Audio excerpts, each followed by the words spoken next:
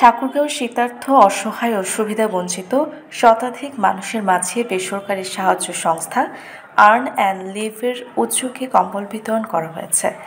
বৃহস্পতিবার দুপুরে সদর উপজেলার ফুল্লি বাজারে মিজানের মিল চাতালে কম্বল বিতরণ করা হয়।